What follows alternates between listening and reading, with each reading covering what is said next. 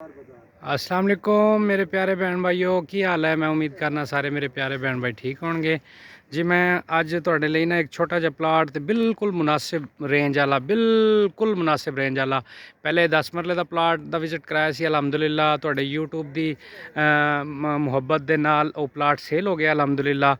तो हुण मैं जनाब होरां लई सिर्फ और सिर्फ कार्नर का प्लाट लैके हाजिर होया।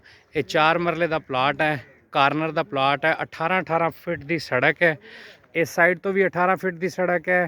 तो यह तुहानूं मैं मेन यदी गली भी दिखा दें, ये भी 18 फीट की है। बिल्कुल मुनासिब रेंज च लैके हाजिर होए। ये देखो ये मेन यदी इंट्रस है। मेन अगों सामने मैटल पई है, गैस पे है, बिजली पई है। तो इस 4 मरले का कार्नर का प्लाट है, विच थोड़ी जी भरती भी हुई है, एरे भी पाए हुए हैं नाल। अलहमदुलिल्लाह मकान अटैच ने, आबादी भी है, सारे मकान बने हुए हैं। इस साइड पर भी रिहाइश है, इस साइड के सारे जितने भी मकान बने हुए हैं सब च रिहाइश है।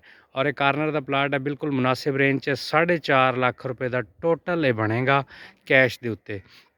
ਜਿਹੜੇ ਭੈਣ ਭਾਈ ਨੂੰ ਚਾਹੀਦਾ ਹੋਵੇ मौके ਤੇ कब्जा मौके ਤੇ ਬਿਆਨ ਬਾਅਦ ਚ ਪੇਮੈਂਟ ਜਦੋਂ ਤੁਹਾਨੂੰ ਤਸੱਲੀ ਹੋ ਜਾਵੇ। ਇਹ ਲੋਕੇਸ਼ਨ ਦੇਖ ਸਕਦੇ ਹੋ, ਬਹੁਤ ਪਿਆਰੀ ਲੋਕੇਸ਼ਨ ਹੈ, ਸਬਜ਼ਾ ਹੈ, ग्रीन है अलहमदुलिल्लाह। तो मैं कि मैं भैन भाइयों ਨਾਲ शेयर करा।